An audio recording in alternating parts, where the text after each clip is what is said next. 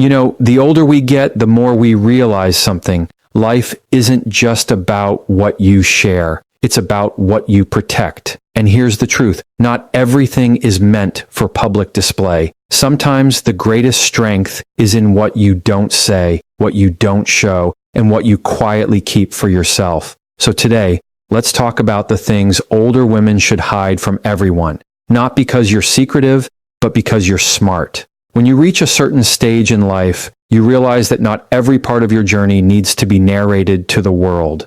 Your personal struggles and battles are some of the most sacred parts of your story. They've shaped you, tested you, broken you down, and built you back up again. They are the moments where you learned the most about who you are, but also the moments where you were at your most vulnerable. And when you share those raw, unfiltered battles with everyone, you give people a window into your most delicate places. Not everyone will treat that information with care. Some will sympathize, some will admire you, but others might use it to define you, to reduce you to those moments, or worse, to manipulate you. The truth is, your hardships are like your fingerprints, completely unique to you, and they deserve to be held and guarded with the same care you'd give to something irreplaceable. It's tempting to open up completely, especially when we're in a culture that constantly tells us to share our truth or be transparent. But transparency has limits when it comes to self-preservation. There is a difference between being honest and being exposed. You can be honest about the fact that you've faced challenges without narrating every detail of the pain. There is strength in letting people see your resilience, without letting them dig through the exact trenches you've crawled out of. The people around you don't need to know the full scope of the nights you cried yourself to sleep, the times you thought about quitting, or the heartbreak that made you question your worth. Those moments are sacred because they belong to you, and you are the one who decides when, where, and with whom they are shared. When you tell everyone about your deepest struggles, you risk giving away parts of yourself that you may not be ready to have judged or misunderstood. It's important to remember that the human mind loves to label and categorize. Once you share a painful chapter, some people will forever read you through that lens. They might measure your current strength by the weakness they once saw, or hold you to the version of yourself you were in that low moment. You've grown since then. You've evolved, and not everyone is capable of seeing the updated version of you without getting stuck on the older draft. Guarding your personal battles doesn't mean shutting people out. It means being intentional. It means choosing your audience wisely, confiding in those who have earned the right to hear your story, those who will protect it instead of spread it, and those who will honor your vulnerability instead of exploiting it. There's a reason certain parts of your life feel heavier to share. It's because they carry pieces of your soul, and the soul is not something you hand out casually. You've already fought through so much, and you owe it to yourself to keep certain victories and scars as private treasures. You don't have to let everyone in on the exact details of the storm you survived to prove you're strong. Your strength is visible in how you carry yourself today, in your composure, in your peace, in the way you no longer flinch when life throws something unexpected at you. The quiet confidence of someone who has survived without broadcasting every wound speaks louder than any story could. Some of the most powerful people you'll ever meet are the ones whose past battles you'll never fully know.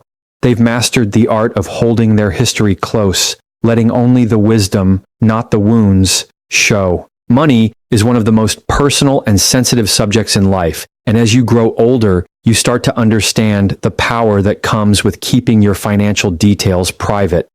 Your financial situation, whether it's abundant or modest, is not something that needs to be on display for public opinion.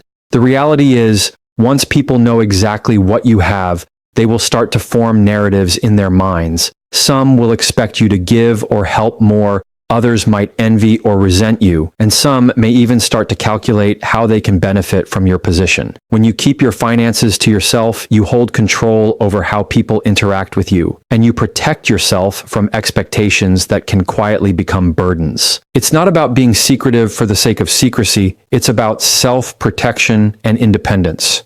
Money changes the way people see you, sometimes in ways you won't even notice at first. A simple piece of financial information can plant a seed of judgment that grows over time.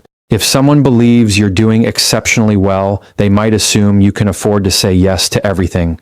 They might begin to question your choices or feel entitled to your resources. On the other hand, if they think you're struggling, they may see you as less capable or treat you with a kind of pity that underestimates your strength and resilience. Neither of those perspectives truly reflects who you are, yet both can influence how you're treated.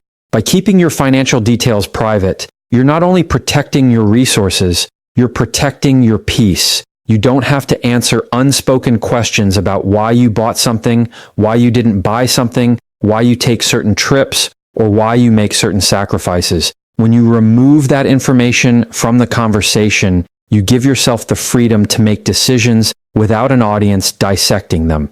This freedom is especially valuable because as life goes on, your financial choices become more about personal goals and long-term security than about proving anything to anyone else. There's also a deep emotional layer to finances that people often overlook. Money is tied to hard work, sacrifice, and sometimes even painful lessons. The numbers in your bank account are not just numbers. They are stories of years of effort, discipline, and navigating difficult circumstances. Those stories are personal, and they deserve to be shared only with people who respect them enough not to use them against you. Not everyone has that respect. Some see financial details as an opportunity to measure your worth or compare themselves to you, which can quietly create distance, competition, or tension in relationships that once felt simple. Your romantic history is one of the most personal archives you will ever have, and not everyone deserves a copy. It contains moments of deep connection, heartbreak, lessons learned, and choices you made in times when you were different from who you are now. The more people know about every detail of that history, the more they may start to see you through those old chapters instead of the person you've become today. There's a certain power in allowing your current self to be defined by your present actions rather than by a trail of past relationships that no longer reflect your reality. Protecting that history isn't about hiding mistakes or pretending they didn't happen. It's about keeping those experiences in the hands of people who will treat them with respect, not as gossip or ammunition. When you share too much about who you've been with, what you've been through, and why things ended, you open yourself to interpretations you can't control. People will filter your story through their own beliefs and biases, and once a narrative takes root in their mind, it's hard to change. They might view you through the lens of your past partners, assuming those choices define your standards or your value. They might analyze your current relationship decisions with unnecessary scrutiny, looking for patterns or mistakes to predict your future. The reality is, none of that is fair because your past is not a prophecy, it's a classroom. There's also a layer of dignity that comes with keeping certain details to yourself. Relationships, no matter how they ended, once held moments of intimacy, trust, and vulnerability. Those are not pieces of your life to be passed around casually. They were real connections, even if they broke apart, and airing every detail to the wrong audience strips them of the privacy they once had.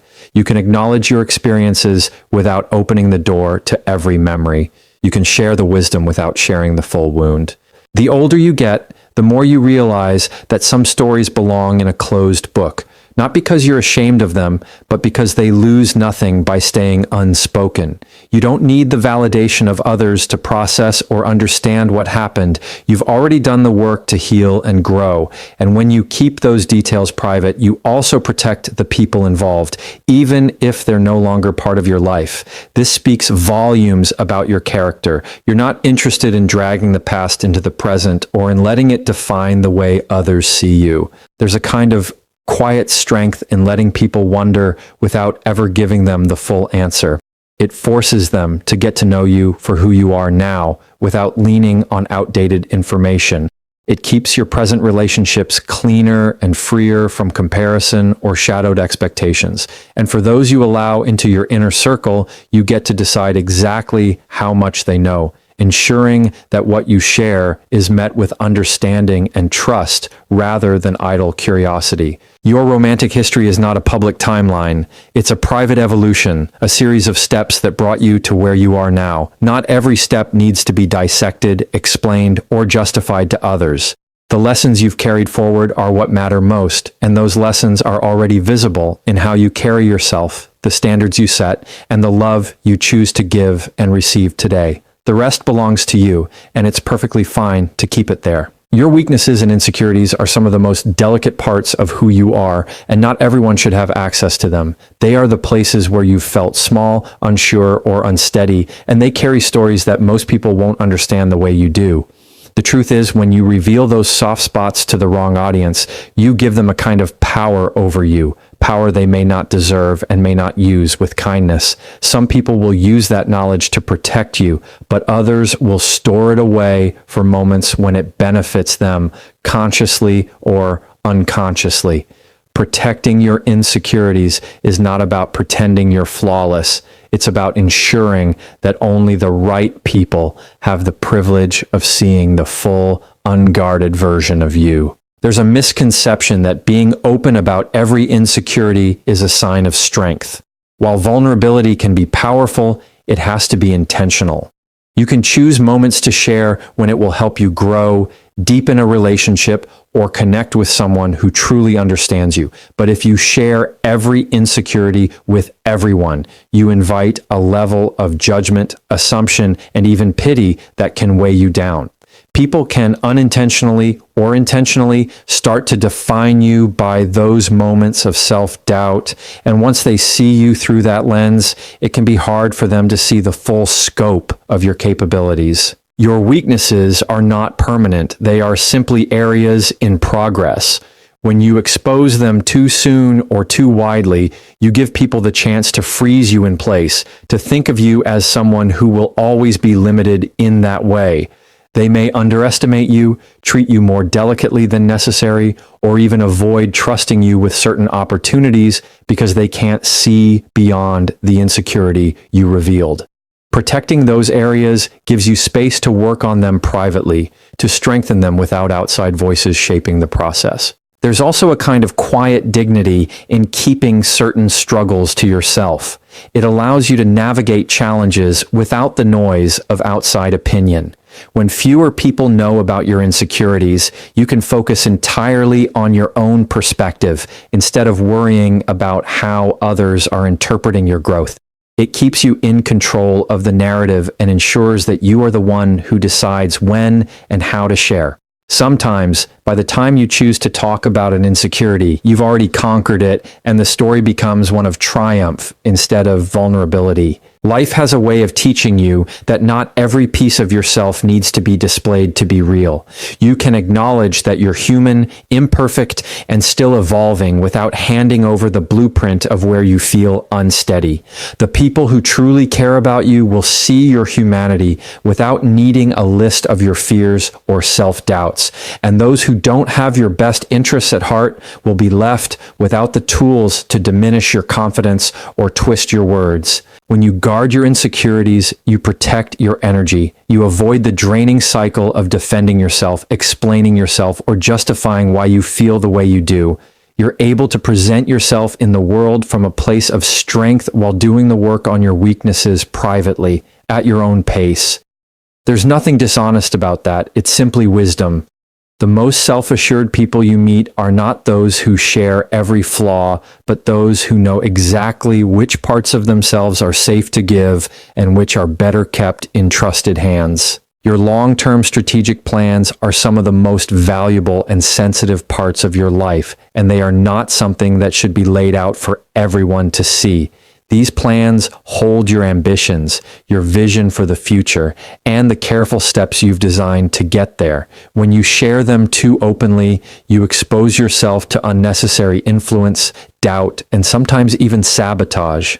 The truth is, not everyone will understand your goals the way you do, and some may project their own fears, limitations, or insecurities onto your vision. What feels like excitement to you might sound unrealistic to them, and before you know it, their doubt can start to chip away at your confidence. There is a power in building quietly. When you work on your plans in private, you give yourself the freedom to make adjustments without feeling like you have an audience judging every move. You can experiment, adapt, and even fail without having to explain yourself to people who might not see the full picture. Not all progress is visible, and not every step you take needs to be justified. When your long-term vision is yours alone or shared only with those you fully trust, it's protected from the noise of too many opinions. It's important to remember that big plans often take time to develop, and during that time, they are fragile. Like a seed just planted, they need the right conditions to grow: care, patience, and protection from harsh elements. Sharing them too soon is like pulling that seed out of the ground to show someone before it's had the chance to root. Even well-meaning people can unintentionally discourage you or plant seeds of doubt simply because they don't see what you see. Your vision is clear to you because it's tied to your values, your experiences, and your unique perspective. Others may not have that same clarity, and their lack of understanding shouldn't derail your momentum. Another reason to keep your strategic plans private is that not everyone around you operates with the same intentions. Some may be inspired by your goals, but others may feel competitive or threatened by them. In certain situations, revealing too much can open the door to people copying, undermining, or even blocking your progress. Privacy gives you the advantage of moving at your own pace without external interference. It allows you to surprise the world with results instead of promises. There's also a mental benefit to keeping your plans close. When you speak too much about a goal before it's achieved, you can trick your brain into feeling like you've already done the work. Talking about it can create a sense of accomplishment that replaces the drive to actually make it happen.